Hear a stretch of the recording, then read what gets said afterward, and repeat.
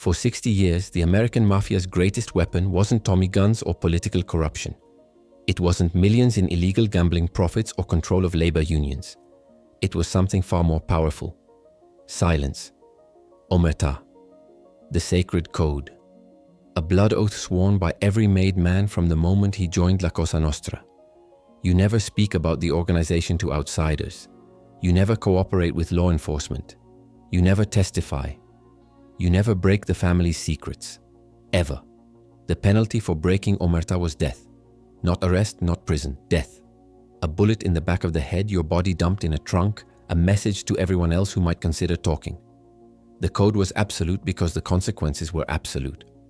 This silence made the Mafia nearly invincible. The FBI couldn't infiltrate what they couldn't prove existed. Prosecutors couldn't build cases without witnesses. Grand juries heard nothing but pleading the Fifth Amendment. For decades, law enforcement could only guess at the Mafia's structure, its leadership, its operations. They knew organized crime controlled entire cities, but they couldn't prove it in court. The insiders wouldn't talk. They'd rather die, and they did die. Dozens of mobsters went to the electric chair rather than break Omertà. They took their secrets to the grave because that's what the code demanded. Absolute loyalty, complete silence, death before dishonor. No made man had ever publicly testified about La Cosa Nostra. Not one. Not in 60 years. The code had held for 2 generations of criminals. The Mafia existed in shadows, protected by an unbreakable oath of silence that law enforcement couldn't penetrate. Then one low-ranking soldier was about to break that code and destroy everything. Joseph Valachi was nobody. At 59 years old, he'd spent more than 3 decades in the Genovese crime family, and nobody outside his immediate crew knew his name. Not the FBI, not rival families, not even most members of his own organization. He was a soldier, the lowest rank of made men. The kind of mobster who took orders, never gave them. Born in East Harlem in 1904 to impoverished Italian immigrants, Valachi had been inducted into La Cosa Nostra in 1930, right in the middle of the bloody Castellamarese War that reshaped the American Mafia. For 33 years, he'd done what soldiers do: run numbers rackets, operate gambling operations, carry out orders from capos and bosses who actually mattered. He'd been present at murders. He'd helped dispose of bodies. He'd collected debts and intimidated witnesses. But he'd never been the planner, never the decision maker, never important enough to sit at the table where real power was discussed. Valachi was interchangeable, replaceable, forgettable. The kind of mobster who'd die in prison and get a paragraph in the newspaper if he was lucky. Every crime family had dozens of guys like Joseph Valachi, foot soldiers who did the dirty work and kept their mouths shut. In 1959, he'd been convicted on trafficking charges and sentenced to 15 years in Atlanta Federal Penitentiary. Even his arrest was unremarkable. Just another aging mobster caught in a routine investigation, sentenced to routine prison time. Law enforcement hadn't bothered building a special case against Joseph Valachi because he wasn't worth the effort. He wasn't a boss. He wasn't a capo. He couldn't provide intelligence about high-level operations because he'd never been invited to high-level meetings. Nobody in the FBI cared about Joseph Valachi. Nobody in the Mafia feared him. He had no power, no influence, no information valuable enough to protect or eliminate.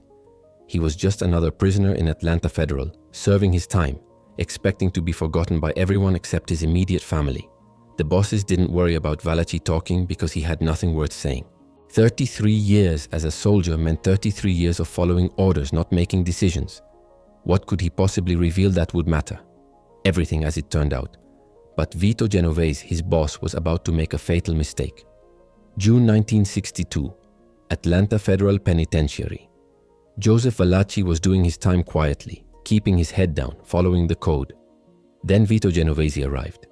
Genovese, the boss of the Genovese crime family, had been convicted on trafficking charges in 1959 and sentenced to 15 years. The same prison, the same cell block as his low-ranking soldier Joseph Valachi. For Valachi, having his boss in the same facility should have meant protection. Instead, it became a nightmare. One afternoon in the prison yard, Genovese approached Valachi. He smiled. He embraced him. And then he kissed him on the cheek. To any guard watching, it looked like an affectionate greeting between old associates. But Valachi knew exactly what it meant. The kiss of death. A Mafia signal that you've been marked for execution. Genovese had just sentenced him to die. Valachi's mind raced. Why? What had he done? He'd followed orders his entire life. He'd kept his mouth shut. He'd never cooperated with authorities. But the kiss didn't lie. Somewhere, somehow, he'd earned his boss's suspicion, and in the Mafia, suspicion was enough. Paranoia consumed him. Every inmate became a potential assassin. Every conversation could be a setup. Every shadow in the prison yard could hide the man sent to kill him. Valachi stopped sleeping. He watched everyone. He trusted no one. The mob had killed men in prison before. Poison in the food, a shank in the shower, a staged accident that guards wouldn't question. Then Valachi spotted him. Joseph Di Palermo, an inmate he recognized from the New York underworld. Di Palermo had connections, criminal history, the profile of a mob enforcer. Valachi became convinced this was the hitman Genovese had sent. Every time Di Palermo appeared in the yard, Valachi's certainty grew. This was the man. This was the killer. June 22nd, 1962. Recreation yard. Valachi saw Di Palermo approaching. No more waiting. No more fear. If he was going to die, he'd die fighting. Valachi grabbed an iron pipe. He attacked first, swinging with the desperation of a man convinced he was about to be murdered. He beat Di Palermo to the ground. He kept swinging. Guards rushed to stop him, but it was too late. Di Palermo was dead. Except it wasn't Joseph Di Palermo. The man Valachi had killed was John Saup, a random inmate serving time for forgery. Wrong man. Complete mistake. Mistaken identity. Saup had Italian features and vaguely resembled Di Palermo from a distance, but he had no mob connections, no criminal sophistication, no reason to be anyone's hitman. Valachi stood over the body, covered in blood, surrounded by guards, and realized what he'd done. He'd murdered an innocent man based on paranoia. Now he faced capital murder charges, the death penalty, execution. But that wasn't even his biggest problem. The mob still wanted him dead. The kiss of death wasn't cancelled because he'd made a mistake. Genovese's order remained. Whether the government executed him or the Mafia assassinated him, Joseph Valachi was a dead man either way. Trapped between execution and assassination, with nothing left to lose and nowhere left to hide, Valachi made a choice that would change American law enforcement forever. Joseph Valachi sat in his cell at Atlanta Federal Penitentiary, facing a life sentence for murder. The death penalty was off the table. Prosecutors had settled for life. But the outcome was the same. He would die in prison, either from old age or from a Mafia assassin who'd complete Vito Genovese's order. The code of Omertà couldn't protect him now. He'd already been marked for death before he killed John Saup. The kiss of death didn't expire. Somewhere in this prison, or in the next facility they transferred him to, or in the yard during recreation, someone would finish the job. A shank between the ribs, poison in his food, a staged accident. Valachi had seen it happen to others. Now it would happen to him. Then the FBI agents came. They sat across from him in the prison interview room and made an offer that would have been unthinkable 6 months earlier. Cooperate with us and we'll protect you. Tell us everything you know about La Cosa Nostra. Testify before the United States Senate. Help us expose the Mafia's structure, its operations, its leadership. In exchange, we'll keep you alive. For 33 years, Valachi had been conditioned to refuse this offer. You don't talk, ever. You take your secrets to the grave. Omertà wasn't optional, it was absolute. Breaking it meant betraying every man you'd ever worked with, destroying the organization that had been your identity for your entire adult life. But what was the alternative? Die protecting men who'd already sentenced him to death?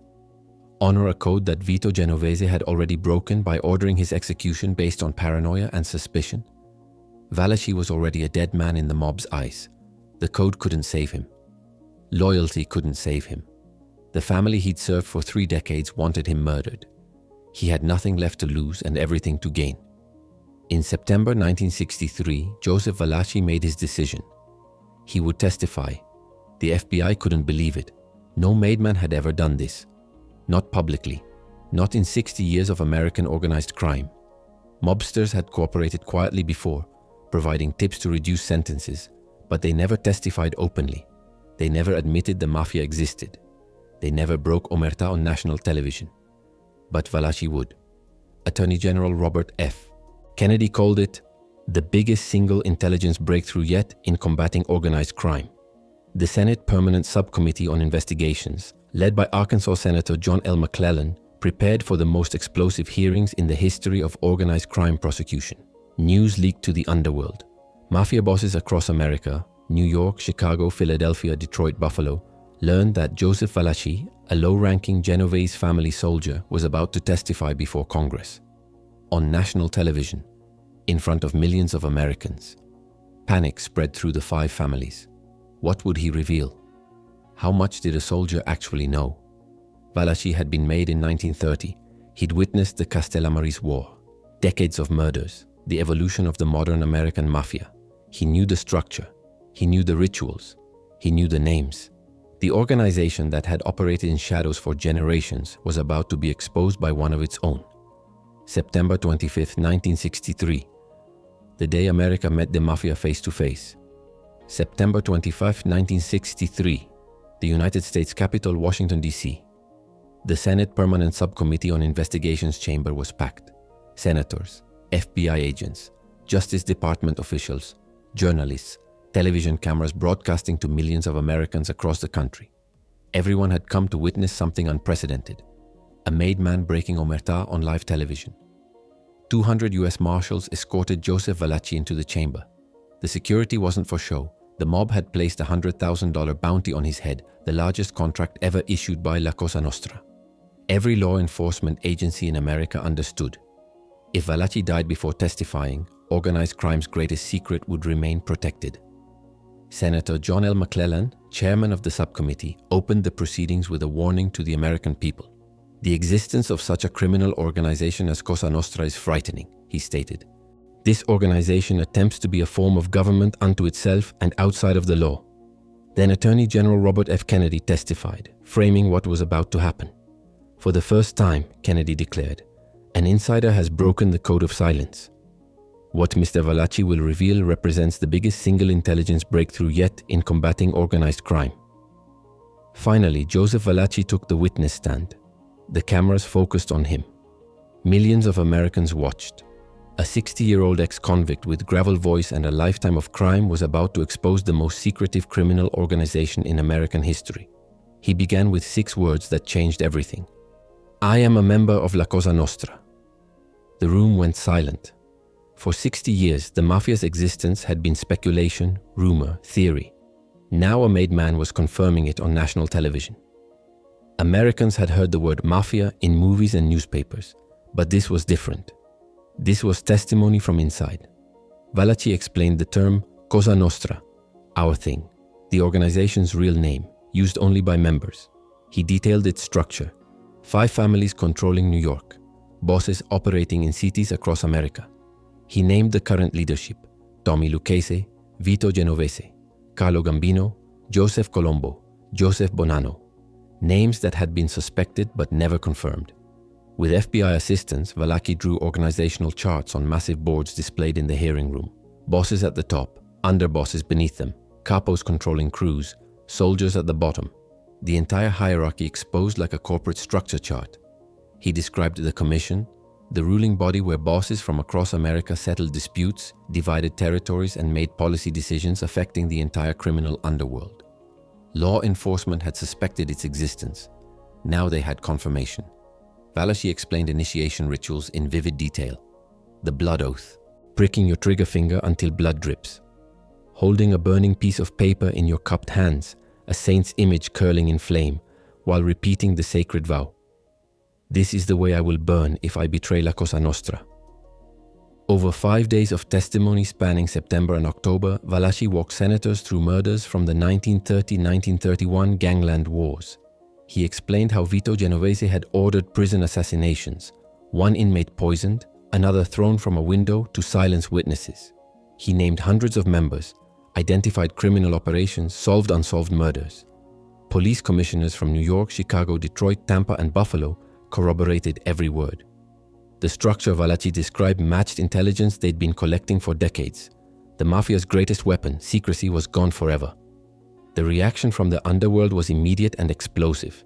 Mafia families across America went into crisis mode. The organization that had claimed not to exist for 60 years had just been exposed on national television by one of its own. Carlo Gambino, Tommy Lucchese, Joseph Bonanno, Joseph Colombo, bosses who'd operated in shadows their entire careers, had been named, their positions revealed, their operations documented before millions of witnesses. The mob placed a $100,000 bounty on Joseph Valachi's head, the largest contract ever issued by La Cosa Nostra. Every assassin, every desperate soldier, every ambitious criminal in America knew, kill Valachi, become rich.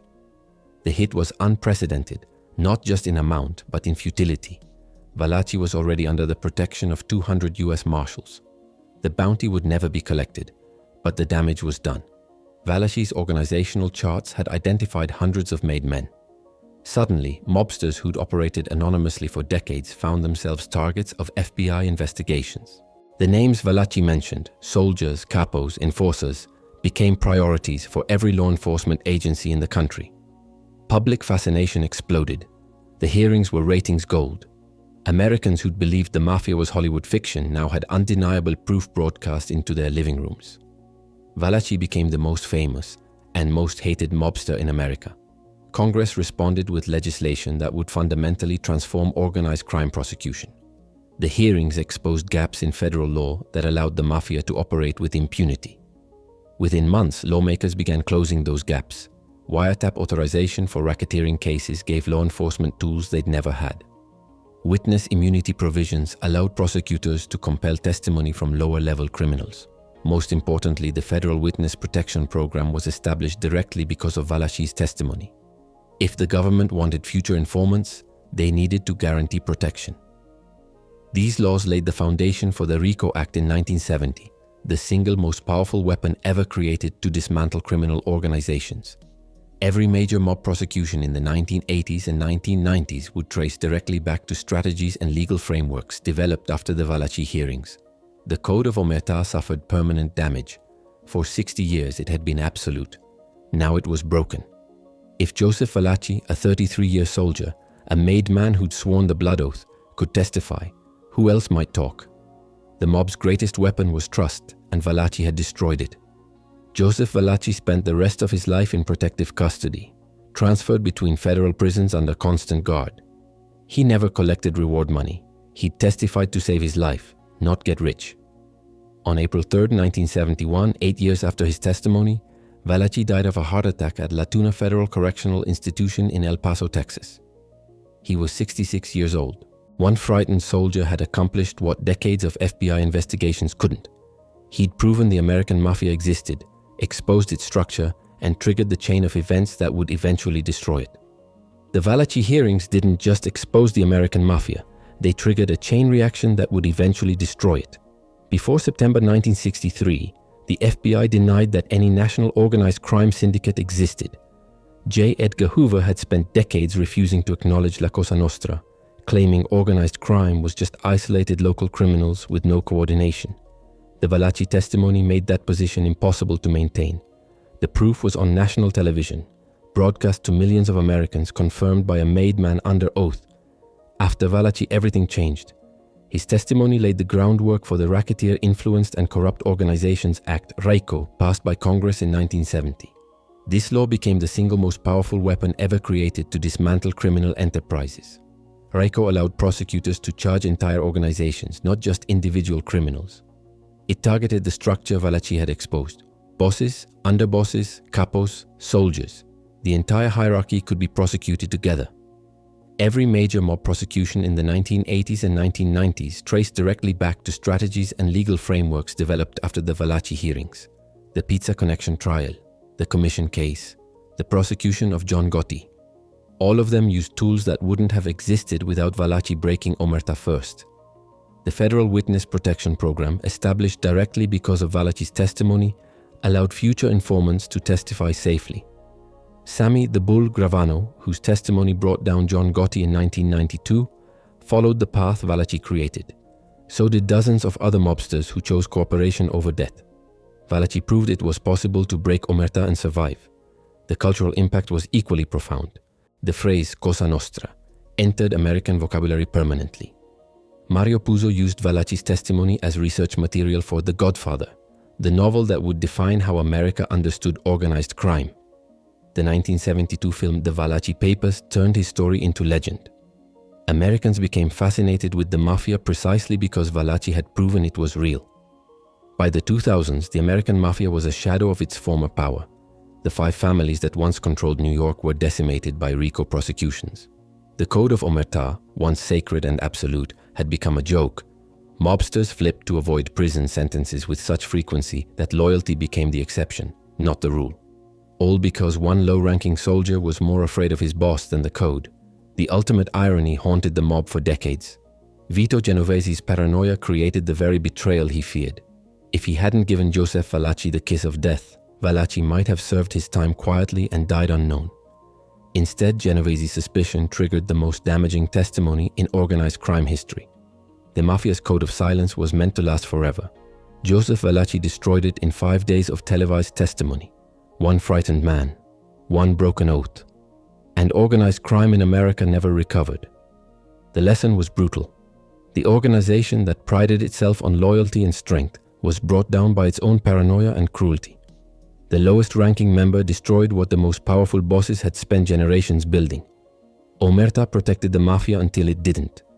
And once the code broke, everything collapsed.